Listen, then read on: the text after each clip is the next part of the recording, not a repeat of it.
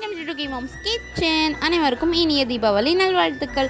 எல்லார் வீட்லையும் எந்த பலகாரம் இருக்கோ இல்லையோ கண்டிப்பாக இந்த குலாப் ஜாமுன் இருக்கும்.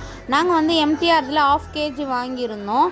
அதில் வந்து 1.5 kg சுகருக்கு 1 லிட்டர் ஆஃப் வாட்டர் வந்து ஆட் பண்ணிக்கோங்க. பாகெல்லாம் தேவை கிடையாது, சுகர் கரைஞ்சா போதும். ஃப்ளேவருக்காக கேர்டமம் ஆட் பண்ணிக்கோங்க. ஏலக்காய் பொடியாக இருந்தாலும் போட்டுக்கலாம், இல்லை அப்படியே நசுக்கி அதில் இருக்க சீடு உள்ளே விழுற மாதிரி போடுங்க. அப்போ தான் ஃப்ளேவர் சூப்பராக கிடைக்கும். இல்லைனா ரோஸ் எசன்ஸ் இந்த மாதிரிலாம் இருக்கும்ல, வெண்ணிலா எசன்ஸ், இது ஊற்றுனீங்களாலும் சூப்பராக இருக்கும். எங்கள் வீட்டில் கேர்டமம் இருந்தது, ஸோ நாங்கள் அதே எடுத்து போட்டுட்டோம். சுகர் வந்து கரைஞ்சா போதும், எந்த பதமுமே தேவை கிடையாது. குலாப் ஜாமுன் செய்யும் போது சுகர் சிரப் நிறைய வாட்டி வேஸ்ட் தான் ஆகும். ஆனால் குலாப்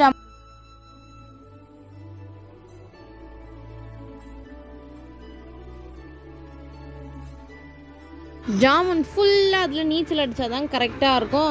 அப்படி பாதி, அதாவது நான் சொல்கிறது மேலே கீழே ஃபுல்லாக ஊறினா தான் எடுத்து சாப்பிடும் போது அப்படியே லாபக்குன்னு வாய்க்குள்ளே போகும். கொஞ்சம் இந்த கடையில் சாப்பிட்ற மாதிரி இருக்கணும்னு ஃபீல் ஆகணும் அப்படின்னா இந்த ஆரஞ்சு கலர் இந்த இது இருக்கும்ல கேசரி பவுடர், அவனையும் எடுத்து லைட்டாக பிஞ்ச் ஆஃப் இது உள்ளே சேர்த்துக்கலாம். அவ்வளோதான். அப்படியே அதுக்கான இது வந்து அவுட்புட் தெரிய ஆரம்பிச்சிடும் கொஞ்சம் நேரத்தில். இந்த லைம் வந்து பிழிஞ்சு விட்டால் கொஞ்சம் நல்லாயிருக்கும், ஃப்ளேவர் என்ஹான்ஸ் பண்ணி கொடுக்கும் அப்படின்றதுக்காக ஒரு 2 சொட்டு வந்து லெமனோட சாறு பிழிஞ்சு உள்ளே விட்டாச்சு. பால்ஸை வந்து நல்லா ப்ரெஷர் கொடுத்து நல்லா அமுக்கி பிசைஞ்சாதான் இதுக்கான அந்த என்ன சொல்கிறது, இந்த கிராக் இல்லாமல் சூப்பராக கோலியாக அழகாக வரும். இப்போ வந்து தேவையான அளவு எண்ணெய் ஊற்றி எடுத்து பொரித்து எடுத்துக்கலாம். எண்ணெய் வந்து ஒரு என்ன சொல்கிறது, மிதமான சூட்டில் இருக்கும் போதே போட்டுடலாம். ஓவர் ஹீட் பண்ணி போட்டோன்னா குலாப் ஜாமுன் வந்து சீக்கிரத்துலேயே வந்து கருகி போக நிறையவே சான்ஸ் இருக்குது. போட்டுட்டு லைட்டாக கரண்டி விட்டு அப்படி இப்படின்னு ஆட்டி விட்டுடுங்க. இல்லைனா செட்டில்ட் ஆகிடுச்சுன்னா கீழே வந்து கருக ஆரம்பிக்கும்.